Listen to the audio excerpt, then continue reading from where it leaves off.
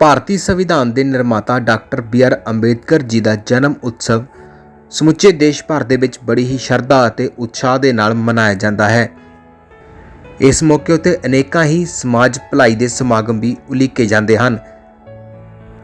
ਅੱਜ ਨੰਗਲ ਦੇ BBMB auditorium ਦੇ ਵਿੱਚ ਡਾਕਟਰ BR ਅੰਬੇਦਕਰ ਜੀ ਦਾ ਭੀਮਰਾਓ ਕ੍ਰਾਂਤੀ ਸੈਨਾ ਵੱਲੋਂ 132ਵਾਂ ਜਨਮ ਉਤਸਵ ਮਨਾਇਆ ਗਿਆ। ਇਸ ਸਮਾਗਮ ਦੇ ਵਿੱਚ ਆਏ ਹੋਏ ਵੱਖ-ਵੱਖ ਬੁਲਾਰਿਆਂ ਨੇ ਡਾਕਟਰ ਭੀਮਰਾਓ ਅੰਬੇਦਕਰ ਜੀ ਦੀ ਜੀਵਨੀ ਉੱਤੇ ਚਾਨਣਾ ਪਾਉਂਦਿਆਂ ਕਿਹਾ ਕਿ ਸਾਨੂੰ ਸਾਰਿਆਂ ਨੂੰ ਉਹਨਾਂ ਦੀ ਦਿਖਾਏ ਹੋਏ ਰਾਹ ਤੇ ਅਮਲ ਕਰਕੇ ਚੱਲਣਾ ਚਾਹੀਦਾ ਹੈ। ਇਸ ਸਮਾਗਮ ਦੇ ਵਿੱਚ ਸ਼ਾਮਲ ਹੋਏ ਵਿਅਕਤੀਆਂ ਨੇ ਇਸ ਸੰਬੰਧੀ ਜਾਣਕਾਰੀ ਸਾਂਝੀ ਕਰਦੇ ਹੋਏ ਕੀ ਕਿਹਾ, ਆਓ ਸੁਣਦੇ ਹਾਂ। ਨੰਗਲ ਸਿਟੀ ਅਪਡੇਟ ਲਈ ਅਵਿਨਾਸ਼ ਸ਼ਰਮਾ ਦੀ ਰਿਪੋर्ट।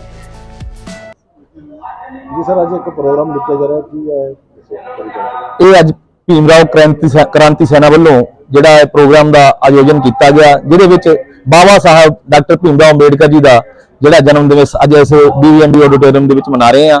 ਸੋ ਇੱਥੇ ਜ਼ਿਲ੍ਹਾ ਔਰ ਅਲੱਗ-ਅਲੱਗ ਜ਼ਿਲ੍ਹਿਆਂ ਤੋਂ ਜਿਹੜੇ ਸਾਡੇ ਸਾਥੀ ਉਹਨਾਂ ਨੂੰ ਨਮਨ ਕਰਨ ਦੇ ਲਈ ਜਿਹੜੇ ਪਹੁੰਚੇ ਆ। ਵੱਖ-ਵੱਖ ਸੰਗਠਨਾਂ ਨੂੰ ਜਾ ਕੇ ਕ੍ਰਾਂਤੀ ਸੈਨਾ ਵੱਲੋਂ ਉਹਨਾਂ ਨੂੰ ਬੇਨਤੀ ਪੱਤਰ ਦਿੱਤਾ ਸੀ ਕਿ ਆਓ ਸਭ ਰਲ ਇਕੱਠੇ ਹੋ ਕੇ ਸਮਾਜਿਕ ਤੌਰ ਤੇ ਇੱਕ ਮੰਚ ਤਿਆਰ ਕਰੀਏ ਔਰ ਆਪਾਂ ਇਕੱਠਿਆਂ ਹੋ ਕੇ ਇਹਨਾਂ ਦਲਿਤ ਵਿਰੋਧੀਆਂ ਦੀ ਜਿਹੜੀਆਂ ਦਲਿਤ ਤਾਕਤਾਂ ਵਿਰੋਧੀ ਤਾਕਤਾਂ ਉਹਨਾਂ ਦੇ ਖਿਲਾਫ ਲਾਮਬੰਦ ਹੋ ਕੇ ਇੱਕ ਲੜਾਈ ਦੇ ਸਕੀਏ। ਬਾਬਾ ਸਾਹਿਬ ਡਾਕਟਰ ਭੀਮਰਾਓ ਅੰਬੇਦਕਰ ਜੀ ਜਿਨ੍ਹਾਂ ਨੇ ਦੇਸ਼ ਦਾ ਮਹਾਨ ਸੰਵਿਧਾਨ ਲਿਖਿਆ, ਉਹਨਾਂ ਦੇ ਨਾਮ ਤੇ ਇਹ ਜਿਹੜਾ ਕ੍ਰਾਂਤੀ ਸੈਨਾ ਦਾ ਗਠਨ ਕਰਦੇ ਹੋਏ ਅੱਜ ਜਿਹੜਾ ਪਹਿਲਾ ਪ੍ਰੋਗਰਾਮ BBMB ਆਡੀਟੋਰੀਅਮ ਵਿੱਚ ਕਰ ਰਹੇ ਹਾਂ।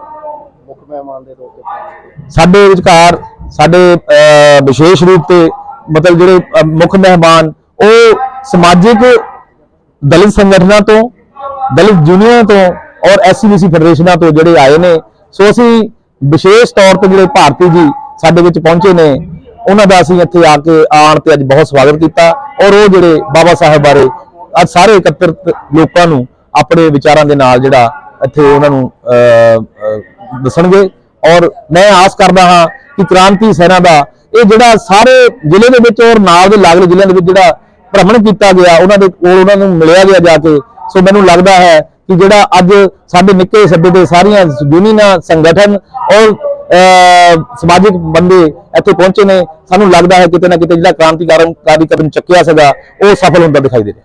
ਸਰ, ਅੱਜ ਇਹ ਪ੍ਰੋਗਰਾਮ ਜਿਹੜਾ ਲਿਖੇ ਦਾ ਮੁੱਖ ਮੰਤਵ ਕੀ ਸੀ? ਮਤਲਬ ਇਸ ਵਿਸ਼ੇ ਤੇ ਇਹਦਾ ਮੁੱਖ ਮੰਤਵ ਬਾਬਾ ਸਾਹਿਬ ਡਾਕਟਰ ਭੀਮਰਾਓ ਅੰਬੇਦਕਰ ਜੀ ਦਾ ਜਿੱਥੇ ਜਨਮ ਦਿਨ ਮਨਾਉਣਾ ਸੀ, ਉਸ ਦੇ ਨਾਲ ਇੱਕ ਗੁਲਦਸਤਾ ਬਣਾਉਣਾ ਵੀ ਹੈ।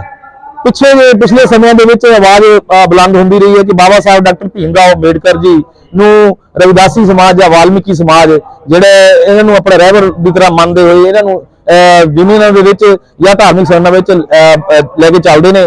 ਪਰ ਅਸੀਂ ਇੱਕ ਨਵੀਂ ਪਹਿਲ ਕੀਤੀ ਹੈ ਜਿਹਦੇ ਵਿੱਚ ਅਸੀਂ ਅਲੱਗ-ਅਲੱਗ ਜਿਹੜੇ ਐਸੀ ਸਮਾਜ ਦੇ ਹੋਰ ਜਿਹੜੇ ਸੰਗਠਨ ਨੇ ਅਸੀਂ ਉਹਨਾਂ ਨੂੰ ਵੀ ਇੱਥੇ ਲੈ ਕੇ ਆਉਣ 'ਚ ਅੱਜ ਕਾਮਯਾਬ ਹੋਏ ਆ ਔਰ ਉਹ ਸਾਡੇ ਵਿਚਕਾਰ ਅੱਜ ਆਏ ਨੇ ਔਰ ਇਕੱਠਿਆਂ ਅਸੀਂ ਅੱਜ ਇਹ ਗੁਲਦਸਤਾ ਬਣਾ ਕੇ ਇੱਥੇ ਇੱਕ ਪਹਿਲ ਕਦਮੀ ਕੀਤੀ ਹੈ ਕਿ ਬਾਬਾ ਸਾਹਿਬ ਨੂੰ ਅਸੀਂ ਇਕੱਠਿਆਂ ਤੌਰ ਤੇ ਨਮਨ ਕਰੀਏ। ਹਾਂਜੀ ਸਰ, ਮੇਰਾ ਨਾਮ ਪ੍ਰਵਿੰਦਰ ਭਾਰਤੀ, ਮੈਂ SCBC ਟੀਚਰ ਯੂਨੀਅਨ ਜ਼ਿਲ੍ਹਾ ਰੂਪਨਗਰ ਦਾ ਪ੍ਰਧਾਨ ਅਤੇ ਪੰਜਾਬ ਤੋਂ ਮੀਤ ਪ੍ਰਧਾਨ ਦੇ ਤੌਰ ਤੇ ਸੇਵਾ ਨਿਭਾ ਰਿਹਾ। ਅੱਜ ਇੱਥੇ ਬਾਬਾ ਸਾਹਿਬ ਡਾਕਟਰ BR ਅੰਬੇਦਕਰ ਜੀ ਦਾ 132ਵਾਂ ਜਨਮ ਦਿਨ ਭੀਮ ਕ੍ਰਾਂਤੀ ਸੈਨਾ ਵੱਲੋਂ ਜੋ ਮਨਾਇਆ ਜਾ ਰਿਹਾ, ਉਸ ਵਿੱਚ ਇਹਨਾਂ ਦਾ ਮੈਂ ਸ਼ੁਕਰਗੁਜ਼ਾਰ। ਇਹਨਾਂ ਨੇ ਮੈਨੂੰ ਇੱਕ ਬੁਲਾਰੇ ਦੇ ਤੌਰ ਤੇ ਇੱਥੇ ਹਾਜ਼ਰ ਹੋਣ ਲਈ ਬੇਨਤੀ ਕੀਤੀ। ਤੇ ਬਾਬਾ ਸਾਹਿਬ ਅੰਬੇਦਕਰ ਦੇ ਜੀਵਨ ਤੇ ਦੇਖੋ ਹਰ ਸਟੇਟ ਵਿੱਚ, ਪੂਰੇ ਦੇਸ਼ ਵਿੱਚ ਬਹੁਤ ਵੱਡੇ ਪੱਧਰ ਤੇ ਜਨਮ ਦਿਨ ਮਨਾਏ ਜਾ ਰਹੇ ਆ, ਪਰ ਸਾਡਾ ਇਹ ਬਿਲਕੁਲ ਸਪਸ਼ਟ ਵਿਚਾਰ ਹੈਗਾ ਕਿ ਬਾਬਾ ਸਾਹਿਬ ਡਾਕਟਰ ਅੰਬੇਦਕਰ ਸਾਹਿਬ ਜੀ ਦਾ ਜਨਮ ਦਿਨ ਮਨਾਉਣਾ ਬੜੀ ਅਹਿਮ ਗੱਲ ਨਹੀਂ ਹੈਗੀ, ਉਹਨਾਂ ਦੇ ਵਿਚਾਰਾਂ ਨੂੰ ਮੰਨਣਾ ਅਹਿਮ ਗੱਲ ਹੈ। ਕਿਉਂਕਿ ਬਾਬਾ ਸਾਹਿਬ ਅੰਬੇਦਕਰ ਇੱਕ ਅਜਿਹੇ ਵਿਅਕਤੀ ਹੋਏ ਹਨ ਪੂਰੇ ਦੁਨੀਆ ਦੇ ਵਿੱਚ ਜਿਨ੍ਹਾਂ ਦਾ ਜਨਮ ਦਿਨ ਪੂਰੇ ਵਿਸ਼ਵ ਪੱਧਰ ਤੇ ਸਭ ਤੋਂ ਵੱਡੀ ਗਿਣਤੀ ਦੇ ਵਿੱਚ ਅੱਜ ਮਨਾਇਆ ਜਾ ਰਿਹਾ ਹੈ। ਪਰ ਅਫਸੋਸ ਕਿ ਬਾਬਾ ਸਾਹਿਬ ਦੇ ਵਿਚਾਰ ਸਿਰਫ ਇੱਕ ਸਮਾਜ ਤੱਕ ਸੀਮਿਤ ਰਹਿ ਗਏ ਹਨ, ਜਿਸ ਦੇ ਵਿੱਚ ਜੇਕਰ ਸਮਾਜ ਦੇ ਕੁਝ ਲੀਡਰ ਜ਼ਿੰਮੇਵਾਰ ਹੈਗੇ ਹਨ, ਉਸਦੇ ਨਾਲ ਬਾਬਾ ਸਾਹਿਬ ਦੇ ਜੋ ਵਿਰੋਧੀ ਉਸ ਵਿਚਾਰਤਾ ਨੂੰ ਰੋਕਣਾ ਚਾਹੁੰਦੇ ਸੀ ਉਹ ਵੀ ਜ਼ਿੰਮੇਵਾਰ ਹੈ।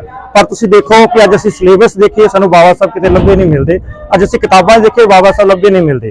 ਪਰ ਉੱਥੇ ਉਸਦੇ ਬਾਵਜੂਦ ਇੰਨੇ ਵੱਡੇ ਪੱਧਰ ਤੇ ਬਾਬਾ ਸਾਹਿਬ ਦਾ ਜਨਮ ਦਿਨ ਮਨਾਇਆ ਜਾਣਾ ਉਹ ਇਸ ਤਰ੍ਹਾਂ ਦੇ ਨੌਜਵਾਨ ਸਾਥੀਆਂ ਦਾ ਇੱਕ ਕਦਮ ਹੈ ਜੋ ਅੱਜ ਸਰਕਾਰਾਂ ਨੂੰ ਇਸ ਕਾਰਨ ਮਜਬੂਰ ਕਰ ਰਿਹਾ ਹੈ ਕਿ ਬਾਬਾ ਸਾਹਿਬ ਦੇ ਜਨਮ ਦਿਨ ਨੂੰ ਮਨਾਉਣ ਲਈ ਅੱਜ ਹਰ ਵਿਅਕਤੀ ਮਜਬੂਰ ਹੋ ਰਿਹਾ ਹੈ। ਸਰ, ਇਸ ਪ੍ਰੋਗਰਾਮ ਤਹਿਤ ਸਮਾਜ ਨੂੰ ਕੀ ਸੁਨੇਹਾ ਦੇਣਾ ਚਾਹੁੰਦੇ? ਦੇਖੋ, ਪ੍ਰੋਗਰਾਮ ਦੇ ਤਹਿਤ ਬਾਬਾ ਸਾਹਿਬ ਨੇ ਸਮਾਜ ਨੂੰ ਸੰਦੇਸ਼, ਬਾਬਾ ਸਾਹਿਬ ਦਾ ਪੂਰਾ ਜੀਵਨ ਨਹੀਂ ਪੜ੍ਹਨ ਦੇ ਯੋਗ ਹੈ, ਉਹ ਸਮਾਜ ਨੂੰ ਸੰਦੇਸ਼ ਹੈ।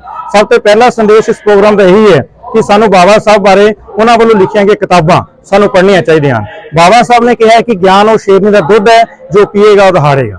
ਜਿਸ ਵਿਅਕਤੀ ਨੇ ਬਾਬਾ ਸਾਹਿਬ ਬਾਰੇ ਪੜ੍ਹ ਲਿਆ ਉਹ ਪੂਰੀ ਉਮਰ ਲਈ ਬਾਬਾ ਸਾਹਿਬ ਦੀ ਵਿਚਾਰਧਾਰਾ ਦਾ ਹੋ ਕੇ ਰਹਿ ਜਾਂਦਾ ਹੈ। ਜਦੋਂ ਤੱਕ ਅਸੀਂ ਬਾਬਾ ਸਾਹਿਬ ਨੂੰ ਪੜਾਂਗੇ ਨਹੀਂ, ਉਹਦੀਆਂ ਕਿਤਾਬਾਂ ਨਹੀਂ ਪੜਾਂਗੇ, ਉਦੋਂ ਤੱਕ ਅਸੀਂ ਬਾਬਾ ਸਾਹਿਬ ਬਾਰੇ ਜਾਣਕਾਰੀ ਨਹੀਂ ਹਾਸਲ ਕਰ ਸਕਦੇ। ਬਾਬਾ ਸਾਹਿਬ ਨੇ ਕਿਹਾ ਸੀ ਜੇਕਰ ਤੁਸੀਂ ਆਪਣਾ ਸ਼ੋਸ਼ਣ ਰੋਕਣਾ ਹੈ ਤਾਂ ਸਾਨੂੰ ਸਭ ਤੋਂ ਪਹਿਲਾਂ ਐਜੂਕੇਟ ਹੋਣਾ ਪਏਗਾ, ਸਿੱਖਿਅਤ ਹੋਣਾ ਪਏਗਾ। ਸਿੱਖਿਅਤ ਹੋਣ ਤੋਂ ਬਾਅਦ ਸਾਨੂੰ ਸੰਘਰਸ਼ ਕਰਨਾ ਪਏਗਾ। ਸੰਘਰਸ਼ ਭਾਵ ਸੰਘਰਸ਼ ਉਹ ਨਹੀਂ ਹੈਗਾ ਵੀ ਝੰਡੇ ਚੱਕਣੇ ਤੇ ਸੜਕਾਂ ਰੋਕਣੀਆਂ। ਸੰਘਰਸ਼ ਹੈ ਸਾਨੂੰ ਗਲਤ ਦੇ ਖਿਲਾਫ ਬੋਲਣਾ ਪਏਗਾ, ਸਾਨੂੰ ਗਲਤ ਦੇ ਖਿਲਾਫ ਚੱਲ ਰਹੇ ਲੋਕਾਂ ਨੂੰ ਸਮਝਾਉਣਾ ਪਏਗਾ, ਸਾਨੂੰ ਪਖੰਡ ਦੇ ਖਿਲਾਫ ਚੱਲਣਾ ਪਏਗਾ। ਉਸ ਤੋਂ ਬਾਅਦ ਉਹ ਕਹਿੰਦੇ ਆ ਵੀ ਸਾਨੂੰ ਜੁੜਨਾ ਪਏਗਾ। ਅਸਲੀ ਜਗ੍ਹਾ ਜੁੜਾਂਗੇ ਤਾਂ ਅਸੀਂ ਆਪਣੇ ਸਮਾਜ ਨੂੰ ਬਹੁਤ ਅੱਗੇ ਲੈ ਕੇ ਜਾ ਸਕਦੇ ਹਾਂ।